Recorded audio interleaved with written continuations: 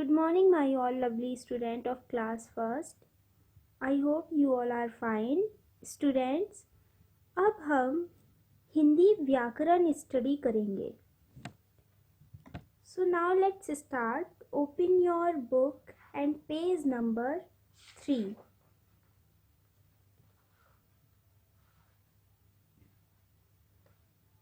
अध्याय 1.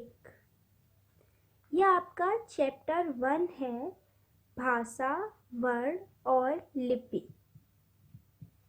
इसमें हम भाषा, वर्ण और लिपि के बारे में स्टडी करेंगे.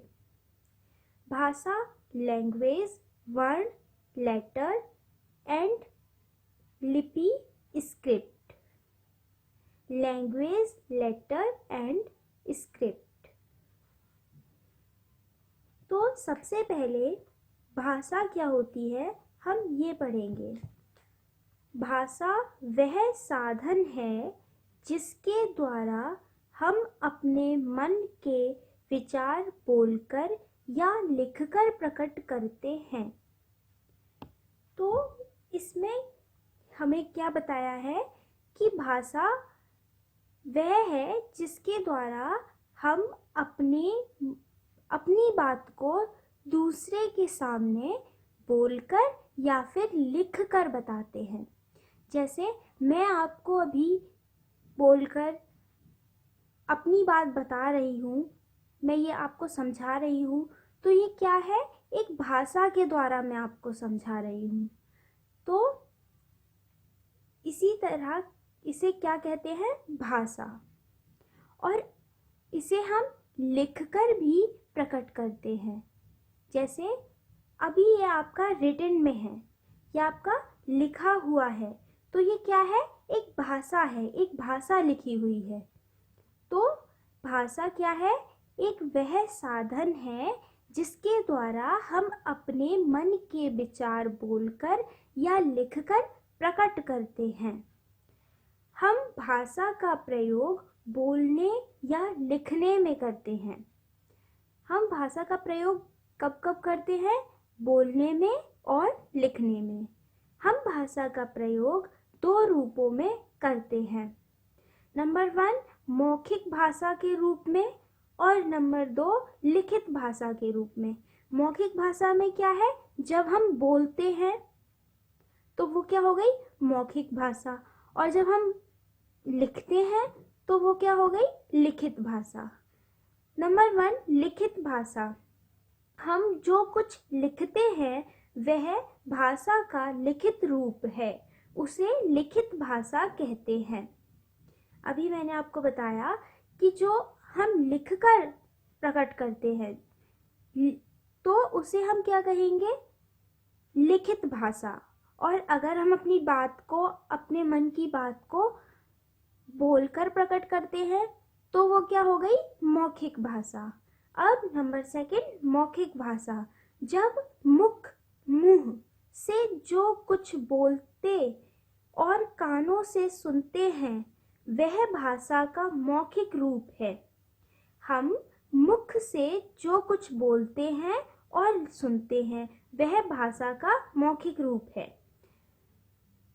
जैसे अभी मैं आपको जो कुछ बोल रही हूँ और आप जो कुछ सुन रहे हो वो क्या है, एक भाषा का मौखिक रूप है. भाषा के इस रूप को मौखिक भाषा कहते हैं और इसी को हम क्या बोलते हैं, मौखिक भाषा.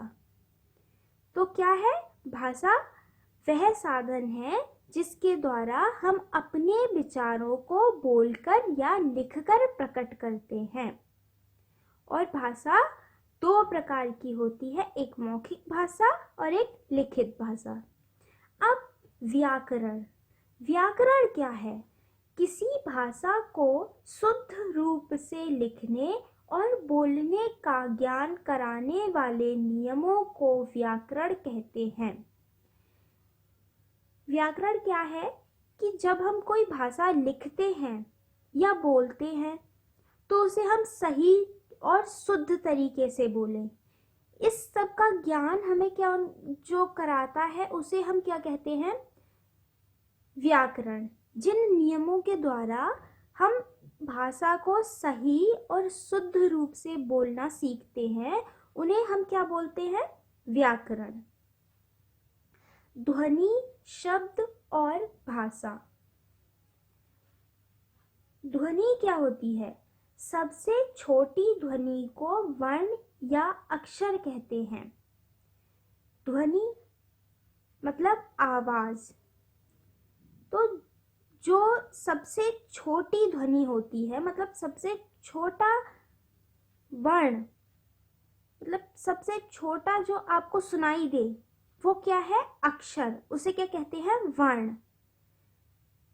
दो या दो से अधिक ध्वनियों को जोड़कर शब्द बनता है, या फिर हम इसे ऐसे भी बोल सकते हैं कि दो या दो से अधिक वर्ण मिलकर शब्द बनता है या ध्वनि मिलकर। जैसे क्या है? ग प्लस अ। ग प्लस अ मिलकर क्या बना? ग। प्लस ज प्लस अ। ज प्लस अ मिलकर बना ज, और इन दोनों ने मिलकर बनाया गज। तो ये छोटी छोटी ध्वनियों ने मिलकर, इन छोटी ध्वनियों ने मिलकर क्या बनाया? क्या बना? वर्ण। और इन वर्णों ने मिलकर बनाया शब्द।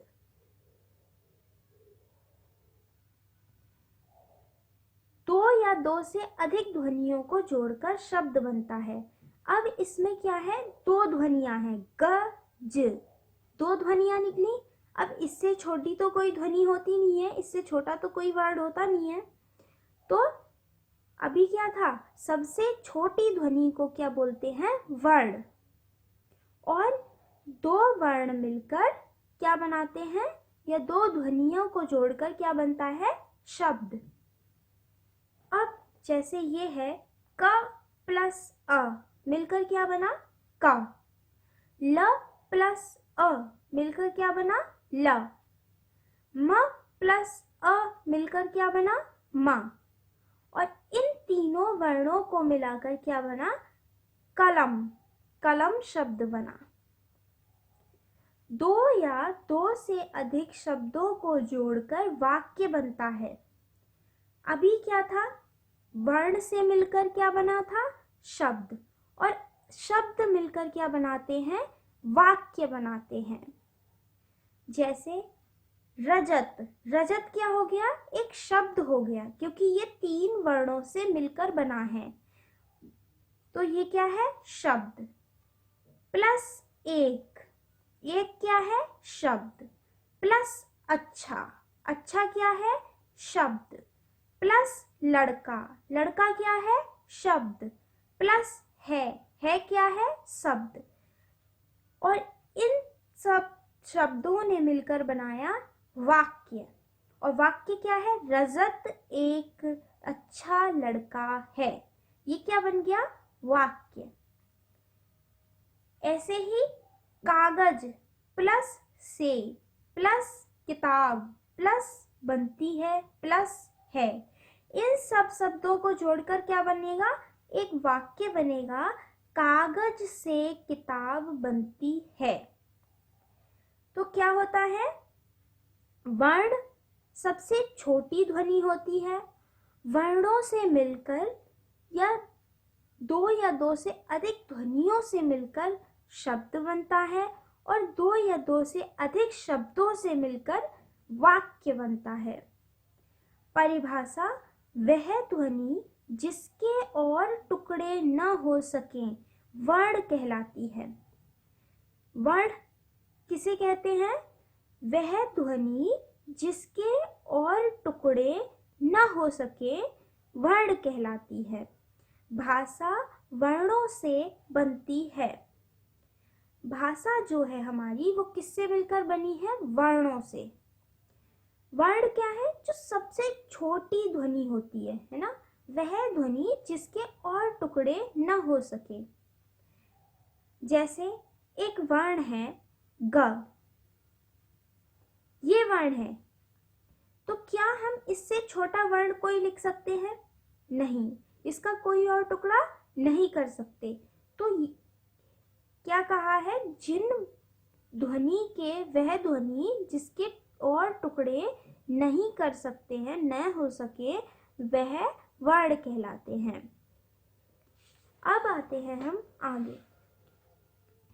हिंदी के वर्णों के सही क्रम को हिंदी की वर्णमाला कहते हैं।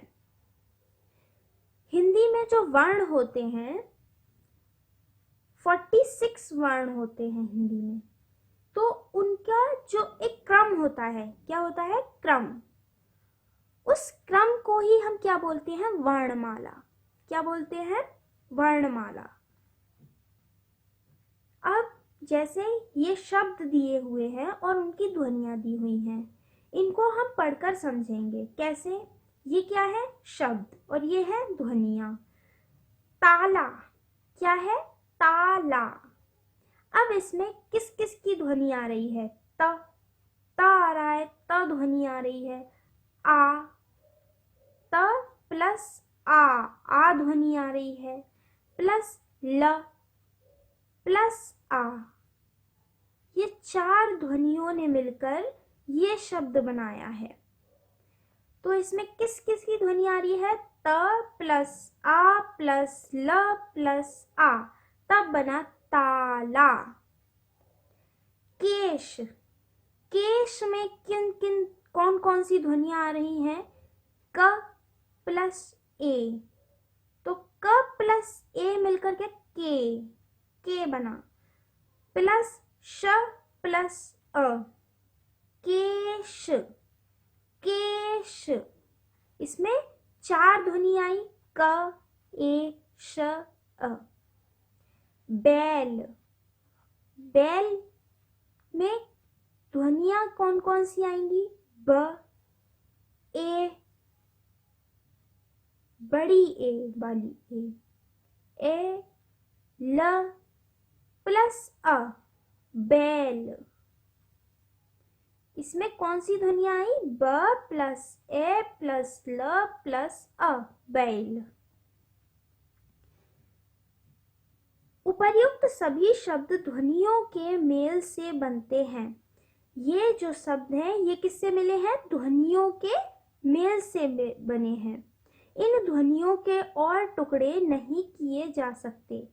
अब इन ध्वनियों के क्या और टुकड़े किए जा सकते, इनसे छोटी कोई ध्वनि बन सकती है, इनसे छोटा कोई शब्द हम लिख सकते हैं, नहीं लिख सकते। ये सबसे छोटी ध्वनियां हैं। क्या है ये, सबसे छोटी ध्वनियां हैं। इसी प्रकार सभी शब्द ध्वनियों के मेल से बनते हैं। ओके स्टूडेंट्स, आज के लिए इतना ही।